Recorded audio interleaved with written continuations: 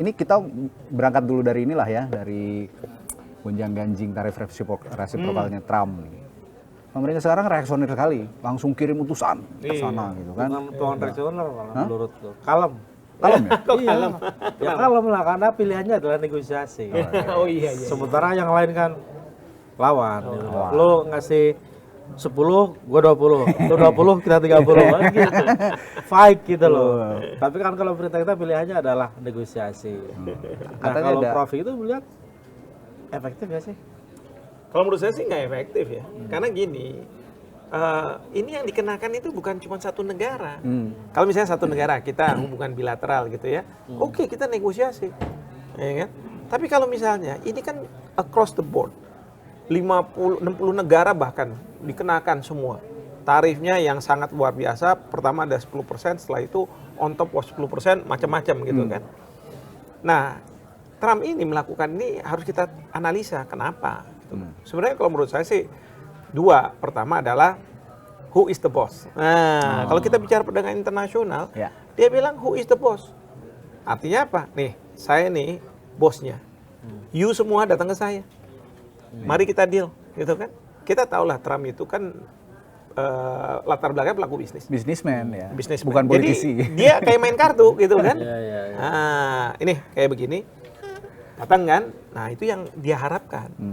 Mohon maaf, bahkan ngemis-ngemis ke pemerintah Amerika, gitu kan. Cina bilang, sorry ya, saya nggak mau.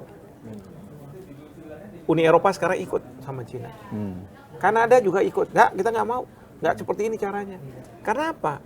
Sahabat-sahabat Amerika itu sekarang berbalik arah melawan Amerika. Ya kan? Nah, Cina jelas kan udah menentang. Nah, seharusnya kalau kita pemerintah Indonesia, kalau menurut saya, tunggu aja dulu, biarin aja dulu. Karena apa? Sekarang yang lagi bertarung itu gajah. Kita ini kan bukan gajah.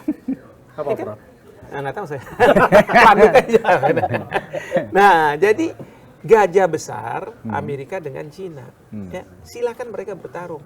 Kita sebagai penonton yang baik. Tunggu hasilnya seperti apa. Ya kan? Misalnya gini, 9 April udah ditentukan sama Trump. Pokoknya akan saya berlakukan. Mundur kan? Mundur 3 bulan katanya kan? Mundur. Sementara sekarang sama Cina, Cina untuk produk-produk elektronik udah kita exempt gitu ya, dikecualikan. Ya kan dia mundur terus. Ini kan kayak main kartu. Siapa yang kuat, siapa yang berani kan gitu. Kuat-kuatan. Nah, dalam konteks seperti ini karena posisi kita, ya udah kita tunggu dulu aja. Dan Trump itu dengan bangganya bilang gini, udah ada 50 negara yang mau ketemu sama saya. Nah, termasuk mungkin Indonesia. Cuman masalahnya kita nggak tahu urutan keberapa. Karena nggak ada dubes kita di sana ya kan. Nah, artinya dubes kita kan harusnya dia lobby dulu sebelum Hartanto dan tim datang gitu kan. Saya harus ini ketemu sama siapa. Gitu ya, kalau misalnya ketemu yang saya bilang, waduh, American Indonesian Council, Business Council atau apalagi itu artinya kayak gitu kan. Harusnya tuh ketemu ya sama Presiden Trump sendiri kan. Pak Menlu Sugiono udah mengatakan bahwa sebenarnya Presiden Prabowo sudah siap untuk ketemu. Kapan ketemu? Tapi kan nggak dikasih.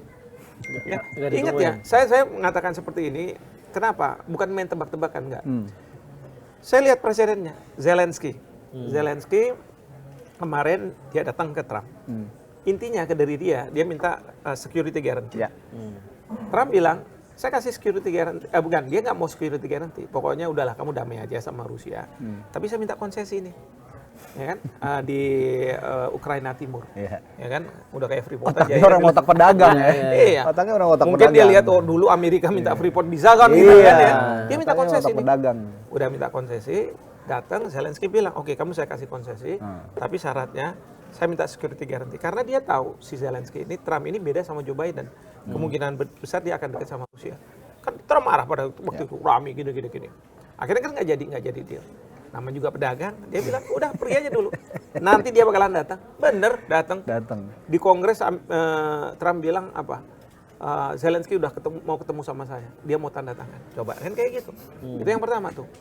Baru-baru ini ada soal Iran. Nah, negosiasi nuklir. Ya kan? Kalau misalnya nggak deal, katanya Trump, saya serang Iran, saya bom Iran, Teheran. Coba. Iran bilang saya lawan. Kalau Iran kan? Nah, artinya ternyata saya tahu, ini kayak pelaku bisnis.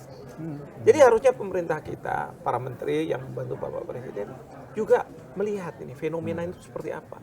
Oh ini kayak gini modelnya. Lalu bagaimana kita bersikap? Betul kalau misalnya ini bilateral kita dengan Amerika, lalu kita bilang kenapa apa salah saya? Lalu kita bicara, oke gimana caranya supaya kita bisa perbaiki ini semua. Tapi kalau minat ini semua, saya ambil contoh ya, salah satu andalan ekspor kita ke Amerika itu minyak sawit. Di dunia ini mungkin Indonesia dengan Malaysia. Iya. Nah saya lihat Malaysia itu juga dikenakan tarif yang sama besarnya sama Indonesia kan. 22%. Artinya apa?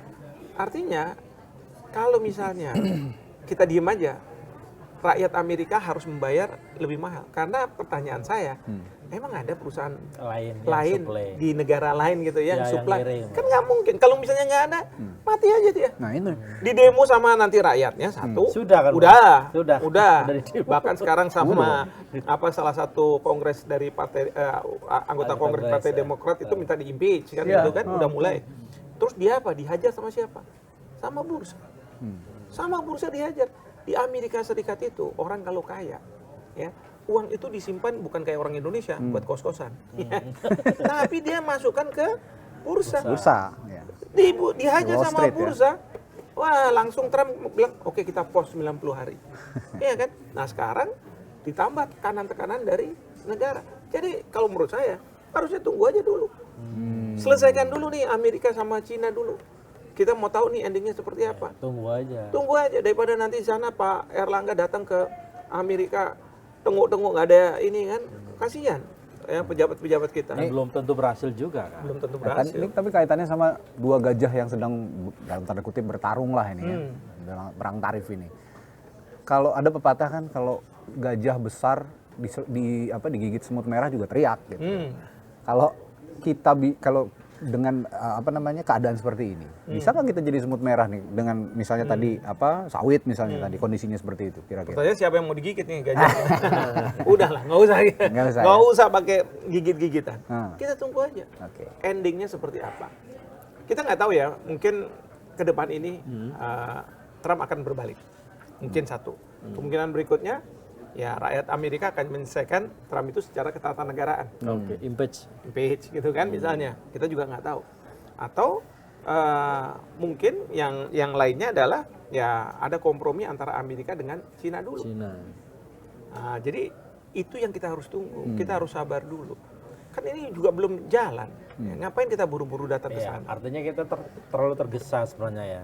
Terlalu tergesa. Memutuskan untuk negosiasi. Udah itu, mohon maaf ya, diperberat lagi dengan ketika Bapak Presiden mau melakukan lawatan ke Timur Tengah. 5 negara. Munculkan ide evakuasi Gaza. 1.000 warga. Aduh mati saya bilang.